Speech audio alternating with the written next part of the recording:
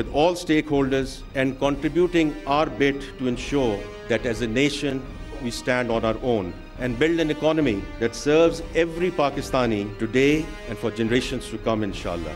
जो ही इस मुल्क में वो आपने देखा 6.3% की ग्रोथ हुई, इंडिकेटर्स ठीक हुए, political instability I, that was the time we had said खुदा हाफिज to IMF, the first ever completed IMF program 2013-17.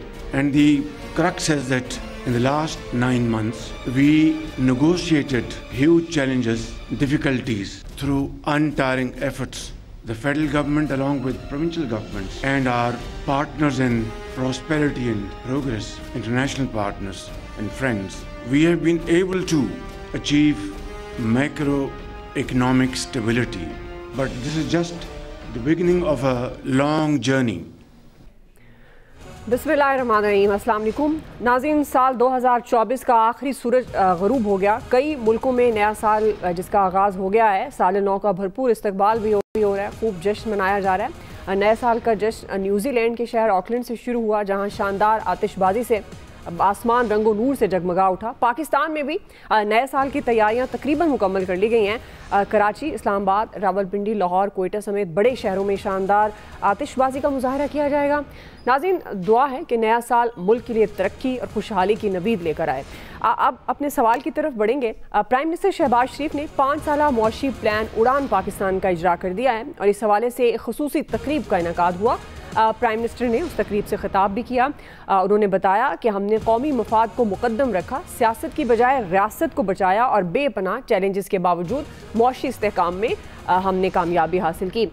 5 साल प्लान के खदोखाल पर अगर बात करें, 5 साल में GDP 9.8% तक ले जाने का हदफ मुकर्रर किया गया। प्लान के तहत शरह ख़वानदगी 70% और गुर्बत 13% तक लाने का प्रोग्राम बनाया गया। IT बरामदात में सालाना $5 अरब का इजाफा, जबकि 2035 तक मुल्क की मईशत को $1 ट्रिलियन इकॉनमी बनाने का हदफ मुकर्रर किया गया है। दावा कर रहे हैं वज़ीर ख़जाना, ये प्लान पाकिस्तान को 3 सालों में दुनिया के बड़े ममालिक की सफ़ में ला खड़ा करेगा। मुआशी प्लान अपनी जगह, मगर सबसे बड़ा ये सवाल है कि सियासी अदम इस्तेहकाम और सियासी इंतशार में इस प्लान मकसद कैसे हासिल होंगे, ये हमारा बुनियादी सवाल होगा।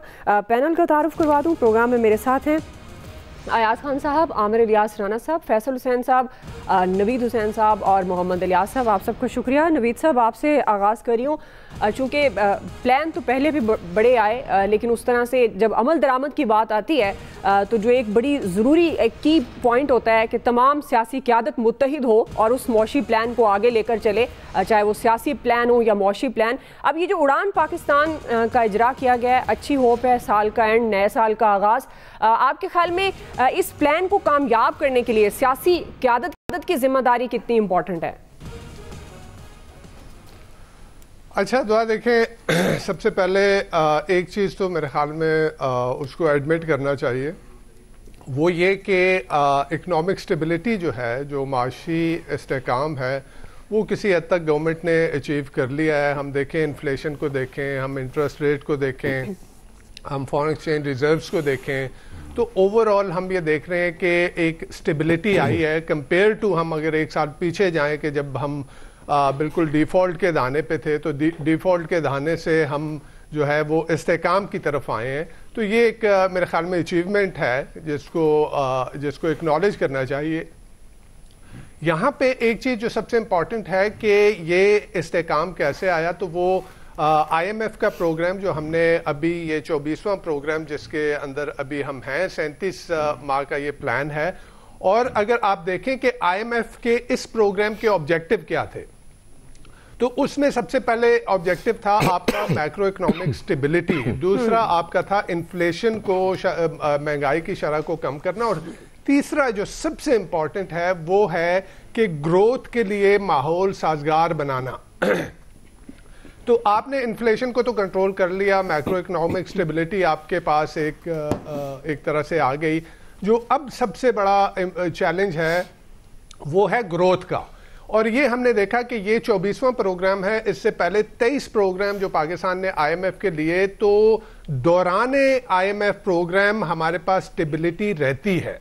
ये यानी तारीख हमें बताती है, जब हम IMF के पास गए तो हमारा IMF के प्रोग्राम के दौरानिए के लिए اسٹیبلٹی جو ہے وہ معیشت میں رہتی ہے، لیکن جب ہم اسٹیبلٹی سے ہم گروتھ کی طرف جاتے ہیں، بیکاز گروتھ امپورٹنٹ ہے. دیکھیں آپ نے اکانومی کو تو اسٹیبلائز کر دیا، آپ نے معیشت کو اسٹیبلائز کر دیا، لیکن وہ کب ہوگا کہ آپ کی انڈسٹری گرو کرے گی، آپ کی ایکسپورٹس بڑھیں گی، آپ کی جاب اپرچونٹیز کریٹ ہوں گی جب آپ گروتھ کی طرف جائیں گے. یہی پاکستان کا المیہ رہا ہے کہ جب ہم گروتھ کی طرف گئے تو یہ بوم اور بسٹ کا سائیکل پاکستان کی اکانومی میں رہا ہے. جب بھی ایک کوشش یہاں پہ ابھی جس طرح سے یہ 5 سالہ پروگرام دیا گیا، پلان دیا گیا، میرے خیال میں ایک بہت خوشائند چیز ہے کہ فائنلی ایک ریئلائزیشن آئی کہ ہم نے فنڈامنٹلز کو چینج کرنا ہے، ہم نے اپنی معیشت میں جو بنیادی چیزیں ہیں، جو اصلاحات ہیں، وہ لے کے آنی ہے. تو یہ ایک بہت اچھی بات ہے، خوشائند بات ہے. لیکن یہاں پہ میں ایک بات اور بھی کہوں گا کہ جس طرح کے ٹارگٹس رکھے گئے، یہ میرے خیال میں کچھ اوور ایمبیشس ٹارگٹ نظر آ رہے ہیں. دیکھیں اس وقت اگر آپ کی ملک میں غربت کی شرح جو ہے وہ 40-41% ہے، تو کس طرح 5 سال میں وہ 13% پہ آئے گی؟ مجھے یعنی اگین جیسے میں نے کہا کہ اوور ایمبیشس یہ پلان مجھے یہ ٹارگٹ لگ رہے ہیں. اسی طرح ہم جب اس کی اکنامک گروتھ کی بات کر رہے ہیں کہ ہم مائنس سے جو ہے وہ 2% پہ، تو 5 سال میں 9.5 کی جو ٹارگٹ رکھا گیا ہے وہ کس طرح سے اچیو ہوگا؟ پھر اس کے ساتھ ساتھ جو ہے وہ بات کی جا رہی ہے ایکسپورٹس کو بڑھانے کی، آئی ٹی ایکسپورٹس کو ان پرٹیکولر بڑھانے کی. دیکھیں یہاں پہ بھی ایک جو سب سے امپورٹنٹ چیز یہ ہے نا کہ ہم اس وقت اوور ایمبیشس ہیں آئی ٹی کے معاملے میں، کہ ٹیکنالوجی کی ایکسپورٹس اگر انڈیا میں جو ہے وہ 190-93 بلین ڈالر کی ہیں، تو ہم جو ہے وہ ہم بھی اسی راہ پہ چل پڑے. دیکھیں سب سے پہلے آپ کی اکانومی کے لیے انڈسٹریلائزیشن، روبسٹ انڈسٹریلائزیشن جو ہے وہ سب سے امپورٹنٹ ہوتی ہے.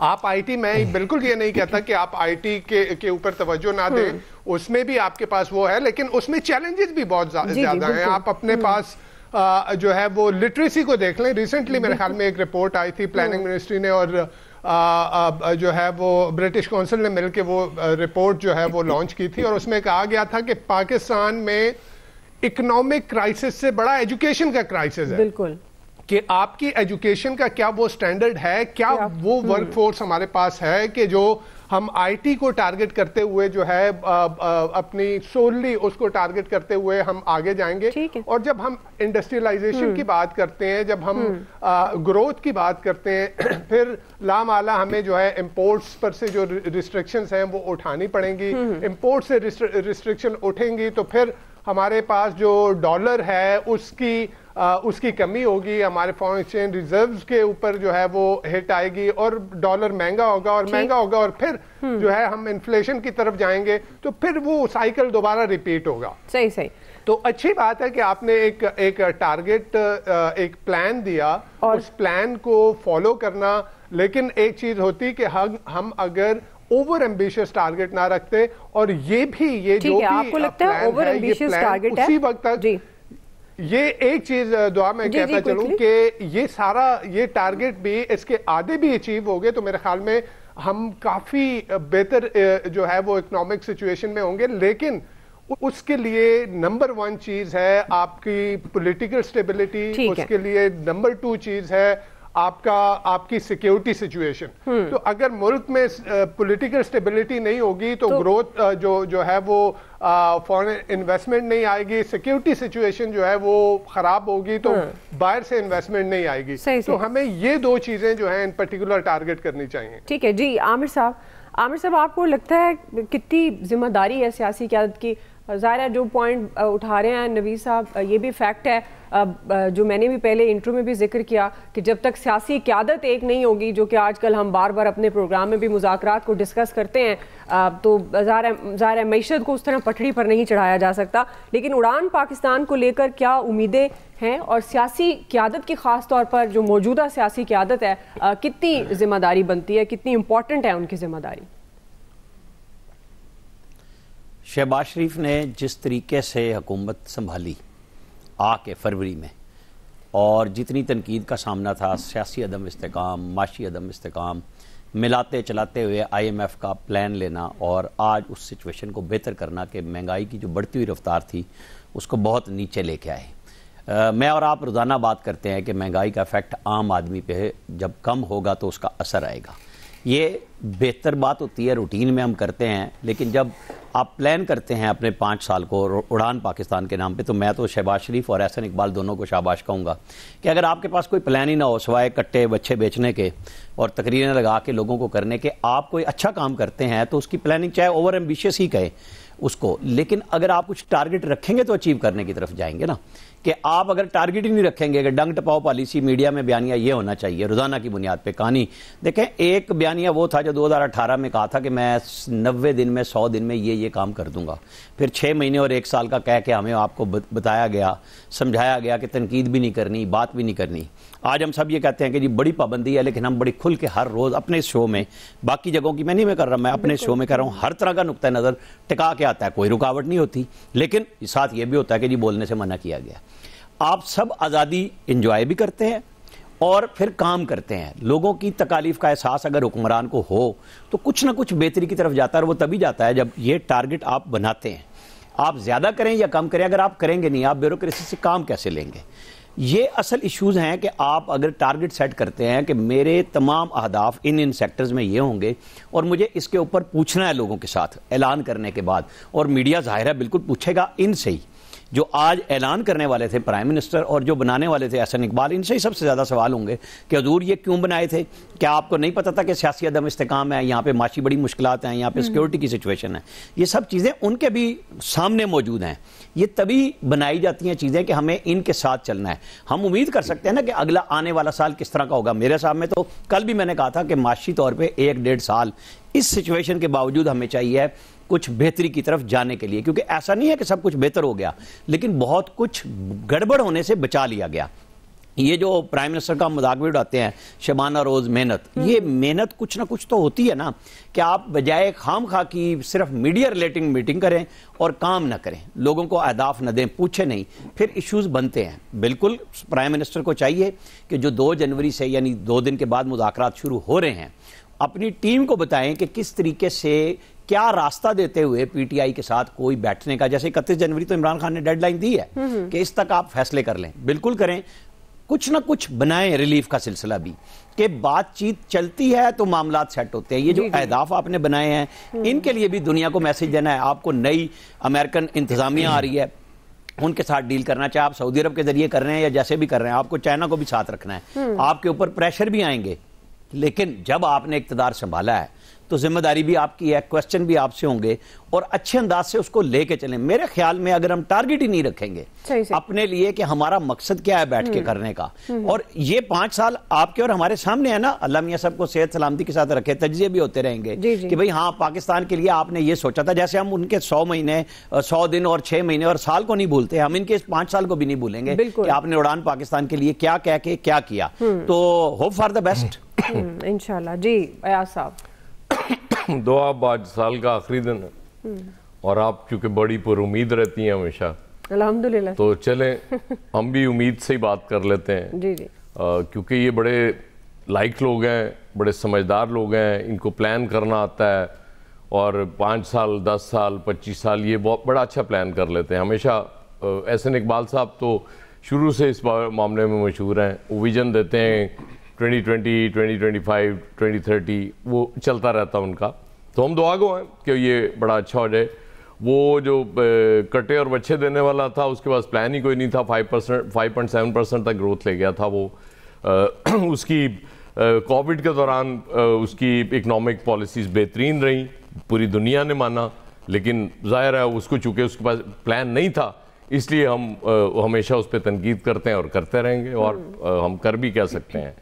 یہ جو 3 سال کی بات ہو رہی ہے کہ 3 سال میں ہم ترقی یافتہ ملکوں کے برابر کھڑے ہو جائیں گے جا کے، اور باقی جو ٹارگٹس ہیں یہ مطلب کوئی انتخابی نعرے تو ہو سکتے ہیں، کوئی کسی الیکشن میں کھڑے ہو کے تو آپ یہ بالکل یہ دعوے کر سکتے ہیں، لیکن کوئی حرج نہیں ہے، آپ نے خواب بڑے دیکھنے چاہیے، ہمیشہ خواب چھوٹے نہیں دیکھنے چاہیے۔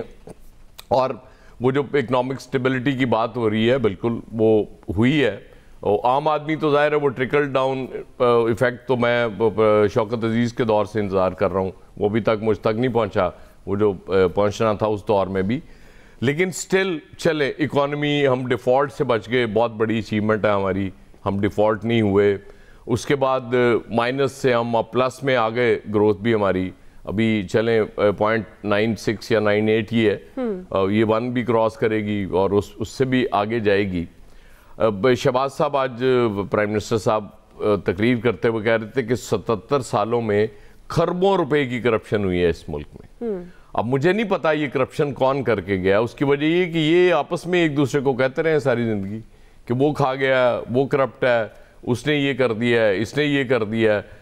تو مجھے نہیں پتا اگر ان سے ہٹ کے کسی نے کیا کرپشن تو اس کا بھی ان کو نام لے لینا چاہیے. کرپشن ہوئی ہے اور اس لیے یہ ملک آج اس حالت میں ہے.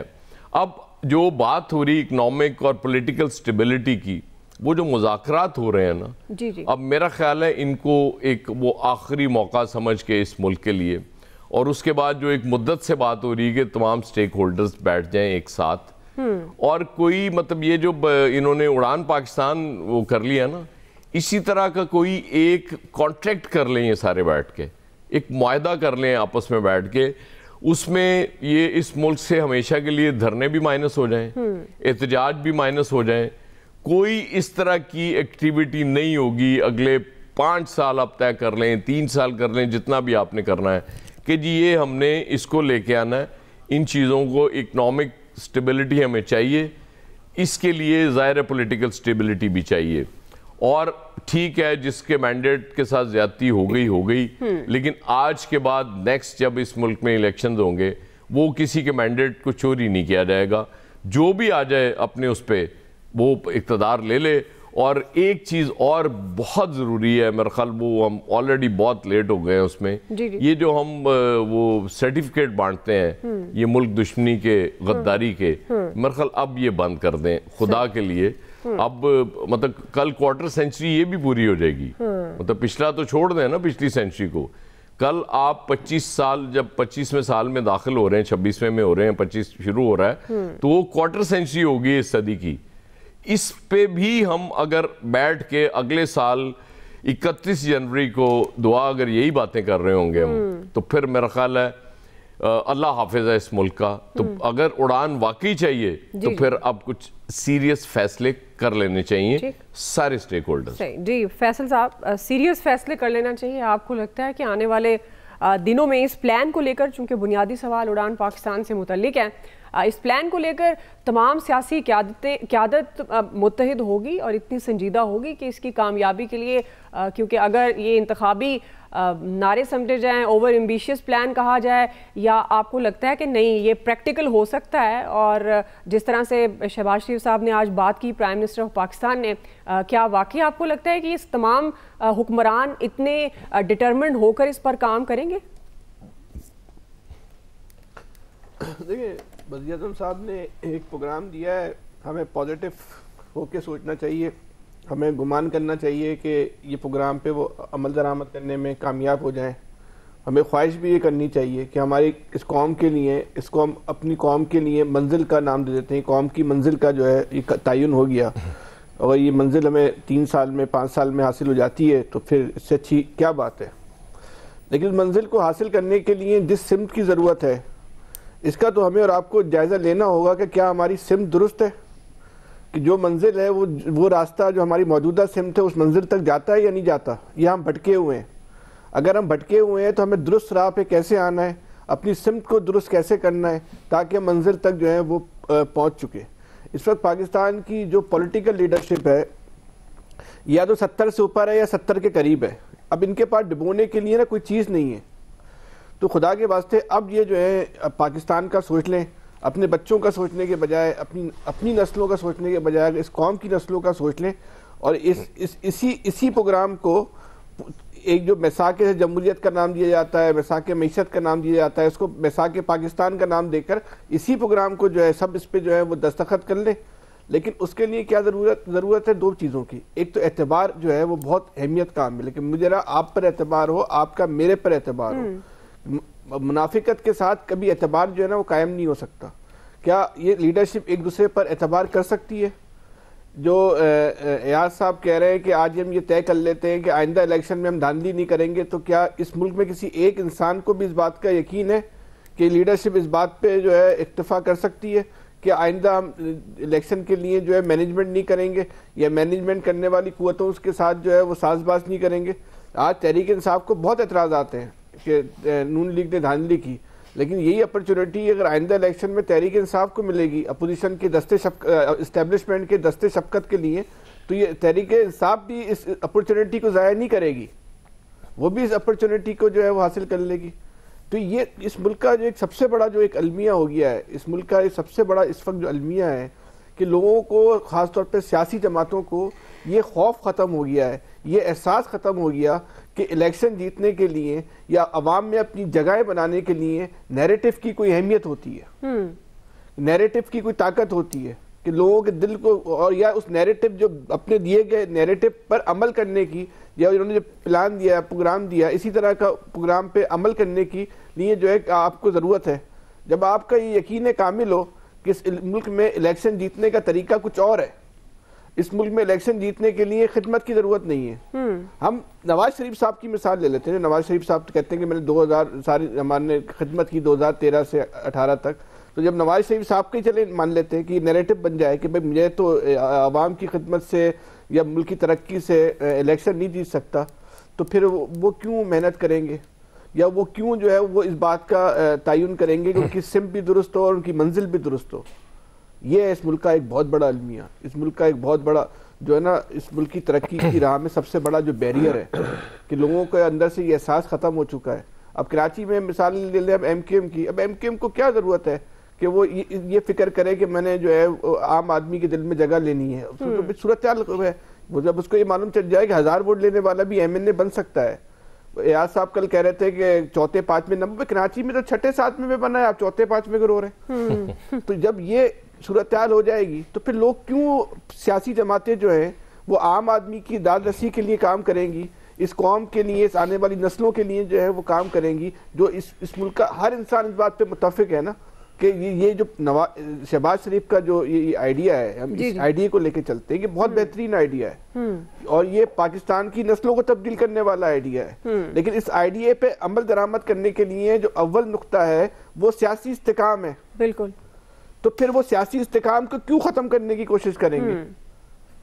کیا ان جماعتوں کا اس قوم کے ساتھ، اس ملک کے ساتھ، اس آنے والی نسلوں کے ساتھ محبت کا، خلوص کا وہ لیول ہو گیا کہ لوگ اپنی ذات کے لیے قربانی دے دیں؟ کہ اقتدار کی جو محبت ہے وہ ختم ہو چکی ہے؟ نہیں ہوئی، ایسا نہیں ہوا ہے۔ اور یہ جب تک نہیں ہوگا، جب تک یہ سمت بھی درست نہیں ہوگی، آپ جتنی بہترین اپنے لیے منزل متعین کر لیں، جب تک سمت درست نہیں کریں گے آپ اپنی منزل تک جو ہے نا وہ نہیں پہنچ سکتے۔ سیاسی استحکام ختم کرنا ہے تو پھر آپ سب سے پہلے آپ کو اس ملک کے اندر سیاسی انتشار کو ختم کرنا ہوگا سیاسی استحکام کے لیے۔ اس کے بغیر آپ کوئی چیز حاصل نہیں کر سکتے، اور سیاسی انتشار ختم کرنے کے لیے اپنے دلوں کو کشادہ کرنا ہوگا۔ وہ دلوں کو کون کشادہ کرنے کو اس وقت میں تیار ہے؟ یہ سیاستدان تو چھوڑیں، ایک عام سیاسی کارکن ہے وہ بھی اپنا دل کشادہ کرنے کو تربیت ہوئی اس کی ایسی، عام آدمی بھی جو برداشت ہے، وہ برداشت تو اس معاشرے سے مجموعی طور پہ ختم ہو چکی ہے۔ میں آپ کو برداشت کرنے کو تیار نہیں ہوں، آپ مجھے برداشت کرنے کو تیار نہیں ہے، تو جہاں اتنی کشش کا کام ہے، اقتدار کی کشش ہے، وہاں کون کس کو برداشت کرے گا؟ بالکل درست۔ تو بہت ساری ہے، اللہ تعالیٰ ہمیں دعا کرنی چاہیے، لیکن دعا ہمیں یہ کرنی چاہیے کہ اللہ پاک جو ہے جنہوں نے پاکستان کی بہتری کے لیے پروگرام بنایا ہے، یہ پروگرام جو ہے وہ کامیاب ہو جائے۔ ٹھیک ہے جی الیاس صاحب، اگر ہماری دعا سے کامیاب ہو سکتا ہے تو ضرور کریں، دعا کامیاب کرا دیں آپ۔ دعائیں ضرور سنی جاتی ہیں، دعا کرتے رہیں گے جی الیاس صاحب۔ لیکن پلان تو بنا لیا، اب اس پر عمل درآمد کی ضرورت ہے۔ عمل درآمد جیسے سب کہہ رہے ہیں کہ اس میں گورنمنٹ کے ساتھ اپوزیشن کو بھی ساتھ میں شامل ہونا پڑے گا، تاکہ اس پر جا کے مساق معیشت جو ہے اس پر جو بات چیت کی جاتی ہے لیکن اس پر عمل درآمد نہیں ہوتا۔ اگر یہ ہے کہ پلان کو مسلسل لے کے چلیں 5 سال کے نہیں، اگر الیکشن ہوتے ہیں تو یہ پالیسیز چینج نہیں ہونی چاہیے، پالیسیز یہی لینی چاہیے تاکہ اکانومی کی گروتھ ہو اور آگے بڑھے، اور جو ٹارگٹ ہے ان کو اچیو کیا جائے تاکہ عوام خوشحال رہے۔ الیکشن تو ساتھ میں چلتے رہیں، پولیٹیکل سٹیبلٹی ساتھ چلتی رہے، لیکن یہ اس کو سٹیبل کرنا اکانومی کو بڑا ضروری ہے۔ تو اس کے لیے گورنمنٹ نے تو پلان تو بنا دیے، بالکل پہلے بھی بنتے ہیں، اس پر اب عمل درآمد کی ضرورت ہے. اس پر دیکھیں جی ایک جو چیز ہے کہ اب ریالٹی اس میں یہ ہونی چاہیے کہ آپ کا ایگریکلچر سیکٹر بھی، آپ کا انڈسٹریل سیکٹر بھی، ان دونوں کی گروتھ ہو، اور گروتھ ہو تاکہ جی ڈی پی کی جو گروتھ کے جو ٹارگٹ رکھیں وہ اچیو ہو سکیں. اگر آپ کی کہتے ہیں انڈسٹری اگر ڈیولپ کرتی ہے، انڈسٹری اگر کرتی ٹارگٹ یہ نہیں ہے کہ ٹیکسٹائل انڈسٹری، دوسری انڈسٹریوں کو بھی کرنا پڑے گا. ہمیں ٹریڈیشنل کے علاوہ جو دوسرے نان ٹریڈیشنل سیکٹرز کی طرف بھی جانا پڑے گا تاکہ ان سیکٹرز کو بھی کریں، ان کی گروتھ کریں، ان کی ایکسپورٹ کریں، تاکہ جو ایکسپورٹ کا جو ایک لگا ہوا ہے کہ ہم جی اتنے بلین کی 30 بلین کی جو ایکسپورٹ ڈالر کی ہوتی ہے اس سے بڑھ کے کریں، آگے مارکیٹ آئیڈینٹیفائی کریں اور اپنے آپ کو نا اس طرح ان کو کرنا پڑے گا. بالکل یہ اس طرح نہیں ہے کہ بات چیت کیجیے. اور ایگریکلچر سیکٹر میں یہ کٹا وچھا پروگرام جو جس طرح بھی ہے، جو اس میں ایگریکلچر کے ساتھ لائف سٹاک ڈیری وغیرہ کو بھی ان کو بھی ڈیولپ کرنا پڑے گا، کیونکہ اب یہ ڈیمانڈ ہے، ڈیمانڈ اینڈ سپلائی کا جو گیپ ہمارے ملک میں اپنی ڈیمانڈ اپنی پوری نہیں کر سکتے، جس کی وجہ سے یہ ہمارے ڈپارٹمنٹس ہیں ان کی جو لاسٹ ٹائم تھی گورنمنٹ تھی اس نے یہی بتایا تھا کہ ہم نے بالکل جو آئیڈینٹیفائی نہیں کیا کہ فگر وغیرہ کہ ہماری ڈیمانڈ کتنی ہے، ہماری بڑی ہے ڈیمانڈ وغیرہ، وہی پیپر پر وہی چھاپا جاتا ہے جو پچھلے 4-5 سال سے. ظاہر ہے آپ کی آبادی بڑھی ہے، آپ کی ڈیمانڈ بڑھی ہے، آپ کے باہر بھی ہے، اور وہی تمام جو چیزیں ہیں ان چیزوں کو پورا کرنے کے لیے ہمیں ریالٹی پر جو ہے اپنا اس کو دیکھنا ہوگا، اور گورنمنٹ کو جو ہے اپنے ٹارگٹ جو ہیں جو انہوں نے سیٹ کیے ہیں اس کو اچیو کرنا ہے، ورنہ یہ وہی حال ہوگا 2020 جو ویژن تھا وہ بالکل اسی طرح بیچ میں غائب ہو جاتا ہے، کاغذوں میں رہ جاتا ہے، ورنہ یہ بھی پھر کاغذوں میں رہے گا. لیکن گورنمنٹ نے کچھ کیا ہے تو گورنمنٹ کو اس کو آگے بھی بالکل جو گورنمنٹ کو آگے بھی بڑھانا چاہیے، تو بالکل اس پر عمل درآمد کرنا بڑا ضروری ہے. کوئی نہیں سنیا تو وہ بالکل اسی طرح جو بھی ہے اس کو سیٹ کیا ہے. 2030 ਦਾ ਪਲਾਨ ਤੇ ਇਹੀ ਤਨਕੀਦ ਹੈ ਨਾ ਜਦੋਂ ਮੁਸ਼ਰਫ ਵਿੱਚ ਆ ਗਿਆ ਸੀ ਨਾ ਕੀ ਕੀਤਾ ਸੀ ਉਸਨੇ ਤਬਾਹੀ ਤੋਂ ਇਲਾਵਾ. نہیں اب جو دیکھیں اب تو اس میں دیکھیں اس میں جو اس میں جتنی ترقی ہوئی ہے نا 70 سال اب بھی دیکھیں اب بھی تو دیکھیں یہ پالیسی جو ہے پتا تھا چمچنے بولنا ہے اب بھی تو دیکھیں نا یہ پالیسیز آئیں کدھر سے گورنمنٹ کی نہیں ہے یہ پالیسیز جو اصلی ہیں وہ سب کو پتا ہے کہ یہ کون پالیسیز بنا رہا ہے تو ظاہر ہے آپ کی سطح کا مجھے بڑا اچھی طرح پتا ہے. چلے آج سال کا آخری یہ پروگرام ہے، آخری لڑائی ہے اور یہ آخری لڑائی ہے، کل ایک نئی لڑائی، آج ہنسی خوشی ہنسی خوشی یہ لڑائی تو ہے ہی نہیں. چلے اینڈ میں آپ لوگوں سے کوئکلی کوئی 10-20 سیکنڈز کا کوئی آپ لڑنا چاہیں تو لڑنا چاہیں لڑ سکتے ہیں، کوئی اچھی بات اپنے دیکھنے والوں سے کرنا چاہتے ہیں. میں تو اپنی رولنگ ایلیٹ نہیں بننا، مجھے تو اپنی رولنگ ایلیٹ جو ہے نا دعا اس کے والے سے ایک شعر یاد آ رہا ہے. جی جی کوئکلی سنا. کہ مسجد تو بنا دی شب بھر میں ایمان کی حرارت والوں نے، من اپنا پرانا پاپی تھا برسوں میں نمازی بن نہ سکا. نہیں چلیں جی بریک ناظرین، بریک لے رہے ہیں جی، بریک سے واپس آ رہے ہیں. سال 2024 میں دہشت گردی کے خلاف پاک فوج کو اہم کامیابیاں حاصل، ملک سے دہشت گردی کا مکمل خاتمہ. ہم سوال یہ اٹھا رہے ہیں کہ ہدف کتنا دور ہے، رائے لیں گے بریک کے بعد. ناظرین ملک میں سیاسی غیر یقینی کے باوجود سال 2024 میں پاک فوج نے دہشت گردی کے خلاف اہم کامیابیاں حاصل کی. سیکیورٹی ذرائع کے مطابق army chief general Syed Asim Munir کی قیادت میں پاک فوج نے رواں سال 59,775 کامیاب انٹیلیجنس بیسڈ آپریشنز کیے، جن میں 925 خوارج ہلاک اور سینکڑوں کو گرفتار کیا گیا. سال 2024 میں آپریشنز کے دوران 73 انتہائی مطلوب دہشت گردوں کو بھی جہنم حاصل کیا گیا. 14 مطلوب دہشت گردوں نے ہتھیار ڈال کر خود کو قومی دھارے میں شامل کیا، جبکہ 2 خودکش بمباروں کو گرفتار کر کے ملک کو بڑی تباہی سے بچایا گیا. آرمی چیف کی کامیاب ملٹری ڈپلومیسی کی بدولت پاکستان نے اہم سنگ میل عبور کیے. SIFC کی معاونت سے غیر ملکی سرمایہ کاری اور ترسیل زر میں بھی اضافہ ہوا، مہنگائی میں کمی ہوئی، اسٹاک ایکسچینج ریکارڈ بلندیوں تک پہنچا اور تاریخ رقم کی. سفارتی سطح پر بھی ناظرین اہم کامیابیاں ملی، اہم ممالک کے ساتھ تعلقات بہتر ہوئے. اسی تمام تر مناسبت سے آج کا یہ جو دوسرا بڑا سوال عامر صاحب آپ سے آغاز کر رہی ہوں، چونکہ اگر سال 2024 کے حوالے سے دہشت گردی کے کانٹیکسٹ میں دیکھا جائے پاک فوج نے اہم کامیابیاں حاصل کی، لیکن مکمل طور پر ملک کو ابھی دہشت گردی سے پاک کیا گیا یہ نہیں کہا جا سکتا. آپ کے خیال میں ہدف کتنا دور ہے؟ دیکھیں آپ نے بڑی ڈیٹیل سے ساری بات جنرل عاصم منیر کے حوالے سے بتائی. 60,000 آپریشن جب آرمی ایک سال میں کرتی ہے دہشت گردی کی بے خونی کے لیے تو یہ کوئی معمولی کام نہیں ہے. اس پہ بلین آف ڈالرز خرچ ہوتے ہیں اور ملکی وسائل ظاہرہ لگتے ہیں.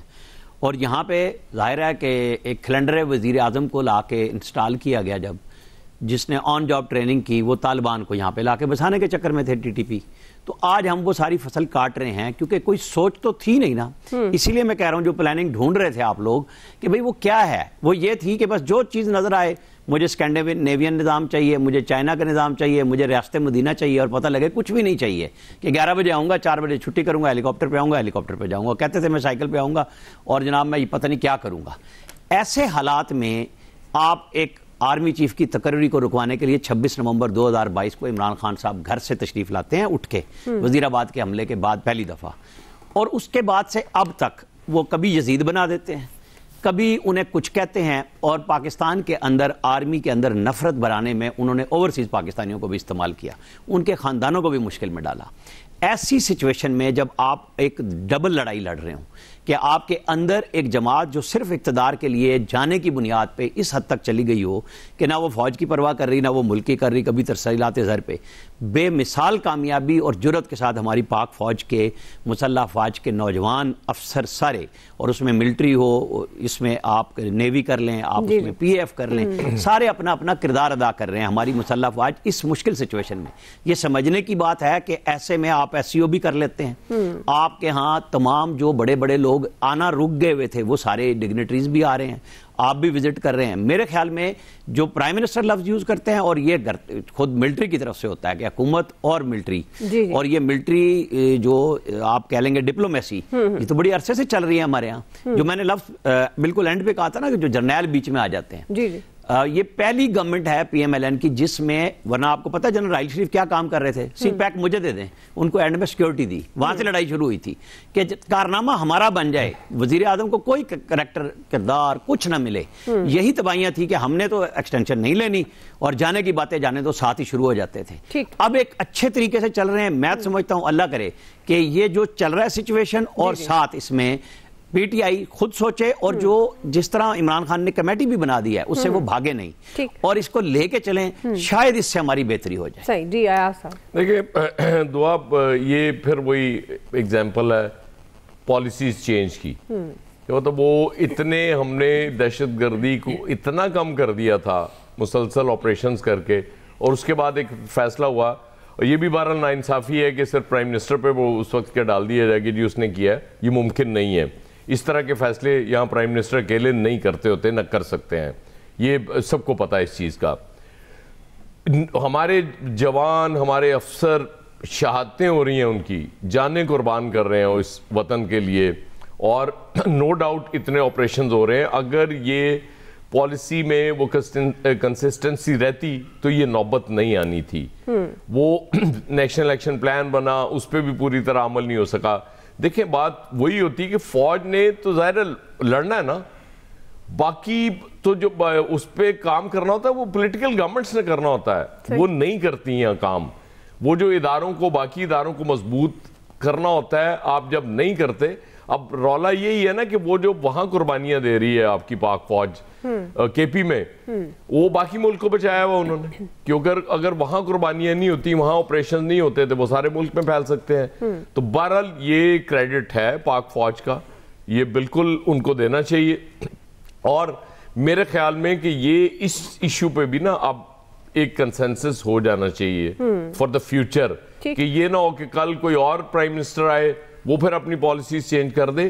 ہمارا سب سے بڑا مسئلہ یہ ہے کہ ایک یا دو شخصیات آتی ہیں, وہ ٹوٹل پالیسی چینج کر دیتی ہیں, وہ پہلے والی کوئی چیز نظر ہی نہیں آتی, اس کے بعد ہر چیز نہیں ہو جاتی ہے. اس طرح سے ریاستیں نہیں چلا کرتی. ریاست کو ریاست کی طرح چلانا ہے تو پھر پالیسیز بھی دیر پا ہونی چاہیے. یہ وقتی پالیسیز سے ڈنگ ٹپاؤ جو کہتے ہوتے ہیں نا, اس سے معاملہ نہیں چلتے ہوتے. جی فیصل صاحب. لیکن دو تین باتیں تو ہیں. اگر آپ جتنی بھی جو لوگ فوج کی مخالفت کرتے ہیں وہ اس کا پتہ نہیں کیا ان کے پاس جواز ہیں, لیکن اس حقیقت سے آپ انکار نہیں کر سکتے اگر پاکستان میں کوئی منظم ادارہ بچا ہے جہاں آج بھی ایک نظم قائم ہے, وہ واحد ادارہ پاکستان کے اندر جو ہے نا وہ فوج ہے. یہ اس سے آپ انکار نہیں کر سکتے. دوسری بات, پاکستان کے جو معاشی حالات ہیں اور جو جغرافیائی حالات ہیں, اگر ایک مضبوط فوج پاکستان کے اندر نہیں ہوتی تو پاکستان کے دشمنوں نے پاکستان کا جو ہے وہ تیا پانچا کر دینا تھا. یہ بھی ایک زمینی حقیقت ہے, اس کا آپ انکار نہیں کر سکتے. اگر پاکستان آج محفوظ ہے تو اس کا کریڈٹ بھی جو ہے وہ صرف اور صرف جو ہے وہ فوج کو جاتا ہے کہ فوج نے پاکستان کی دفاعی سرحدوں کو اتنا مضبوط کر دیا ہے کہ کوئی دشمن جو ہے اس کے اندر داخل ہونے کا یا میری آنکھ سے دیکھنے کی جو ہے وہ ہمت نہیں کر سکتا. اور جب بھی کسی نے دیکھنے کی کوشش کی, ابھی حالیہ پلوامہ والا واقعہ آپ کے سامنے, اس کو منہ کی جو ہے وہ جو ہے نا کھانی پڑی, ورنہ بھارت جیسا ملک جو ہے وہ آپ کو نگل جاتا جو ہمارے معاشی حالات ہیں. یہ فوج کی وجہ سے ہی اگر آج ہم اور آپ محفوظ ہیں, اپنے گھروں میں سکون سے رہ رہے ہیں, تو یہ کریڈٹ صرف اور صرف جو ہے وہ فوج کا جاتا ہے.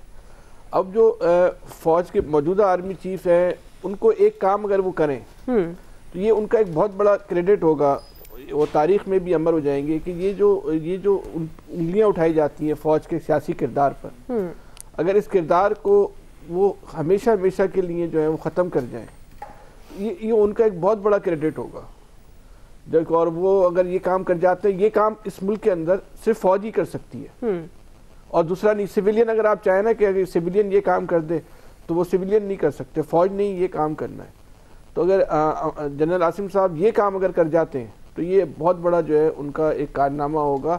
اس وقت موجودہ حکومت کو جو کہتے ہیں نا کہ یہ ڈیفالٹ ہونے سے بچایا, اس کے غیر ملکی جو موجودہ حکومت کی جو صورتحال ہے وہ سب کے سامنے, یہ اگر آرمی چیف ان کے شانہ بشانہ نہیں کھڑے ہوتے وزیر اعظم کے ساتھ تو شاید موجودہ حکومت کے لیے سروائیو کرنا ممکن ہی نہیں رہتا.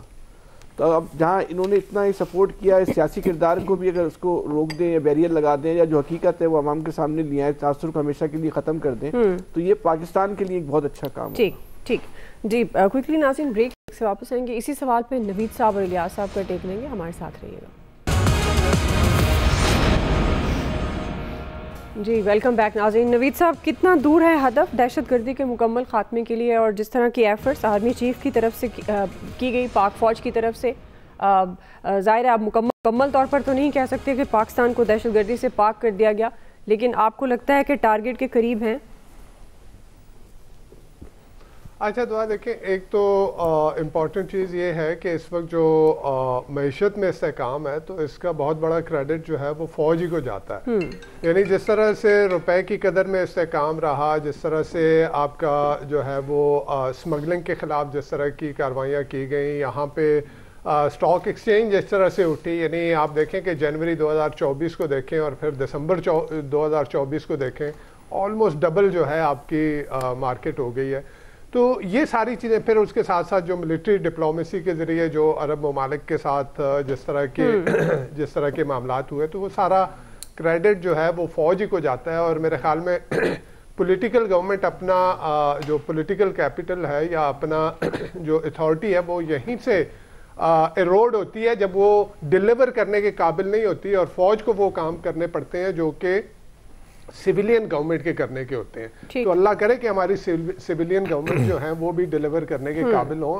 As far as security is concern, دیکھیں آپ پچھلے اس 2024 میں سب سے زیادہ میرے خیال میں کوئی 450 کے قریب جو ہے وہ ٹیررسٹ اٹیکس ہوئے ہیں. اس میں سیکیورٹی فورسز کے جوانوں نے بہت بڑی قربانیاں دی ہیں, بہت زیادہ شہادتیں ہوئی ہیں. At the same time terrorist کے خلاف جس طرح کے آپریشن کیے گئے. لیکن یہاں پہ جو خان صاحب نے ایک بات کی, میں اس سے اتفاق کرتا ہوں کہ دیکھیں آپ کو کنسسٹنٹ رہنا ہے, آپ کی پالیسیز میں کنسسٹنسی جو ہے دیٹ از نمبر 1. آپ یہ دیکھ لیں کہ آپریشن ضرب عزم سے ہم نے دہشت گردوں کی جو ہے وہ کمر توڑ دی تھی, وہ ختم ہو گئے تھے. آپ دیکھیں ٹرائبل ایریا جو اس وقت کا ٹرائبل ایریا تھا, کہ آپ نے وہاں پہ ان کے کمانڈ اینڈ کنٹرول سینٹر, ان کی بام میکنگ فیکٹریز, ان کے ٹریننگ سینٹر سب کچھ ختم کر دیا تھا, اور وہ بھاگ کے کراس دی بارڈر چلے گئے تھے. اس کے بعد رد الفساد کے ذریعے جو رہی صحیح کسر تھی وہ ہم نے ختم کی تھی. لیکن ایشو کیا تھا؟ ایشو ہمارے پاس یہ تھا کہ ہم نے گڈ اور بیڈ طالبان سمجھ رکھے. ہم نے سمجھا کہ بارڈر کے اس پار جو طالبان ہیں وہ گڈ ہیں اور یہ اس طرف جو ہیں وہ بیڈ ہیں. اور مجھے یاد ہے اس وقت یہ کہا گیا تھا جب افغان طالبان نے ٹیک اوور کیا, تو اس وقت کہا جا رہا تھا کہ جی 1-2 ماہ میں, کیونکہ ٹیررسٹ اٹیک وہیں سے جو ہے ایک دم سپائک ہوا تھا, تو ہم نے دہشت گردی کے خلاف جو ہے جنگ آلموسٹ جیت لی تھی. لیکن ہماری پالیسیز جو ہے وہ کنسسٹنٹ نہیں رہی, اور اس کی وجہ سے جو ہے وہ ایک ریسرجنس ہم نے دیکھی ہے ٹیررسٹ اٹیک. جی ٹھیک ہے نوید صاحب. جی الیاس صاحب. یہ بالکل درست ہے، اس میں کوئی شک نہیں کہ اپیکس کمیٹی کی میٹنگز وغیرہ جو آپریشنز تھے اس کو بالکل دہشت گردی کو نپٹا دیا تھا، ختم کیا تھا پہلے تو، لیکن اس کو جاری رکھنا چاہیے تھا جا کے سرحدی علاقوں میں، کیونکہ 3323 کلومیٹر کی جو سرحد ہے جس میں افغانستان بارڈر لگتا ہے، بھارت کا لگتا ہے اور اس کے بعد ایران کا لگتا ہے، تو یہ چائنا کا لگتا ہے بارڈر، تو وہ ساری ان سرحدوں پر اتنی فوج کو ڈپلائی کرنا اور اس طرح نگرانی کرنا یہ عام بہت مشکل حالات ہیں جغرافی اعتبار سے۔ پاکستان کا جو جس جگہ ہے خطے میں تو اس کی جو سیکیورٹی کرنا یہ بڑا مشکل ہے، اور اس میں یہی دیکھیں یہاں ہی سے جو دہشت گرد ہیں وہ جو ہیں وہ تخریب کار ہیں، جو ہم بھارت ہے وہ کہیں نہ کہیں سے کوئی اٹیک کرنے کے کوئی موقع جانے نہیں دیتا، تو جس کی وجہ سے یہ سارا آپریشن کا جو سلسلہ معذرت آج سال کا آخری پروگرام ہے، معذرت آپ سے ضرور کرنی تھی کیونکہ آپ سے اکثر اوقات وقت پر معذرت ہو جاتی ہے۔ آپ سب کا بہت شکریہ، وقت ختم ہو گیا، اللہ حافظ۔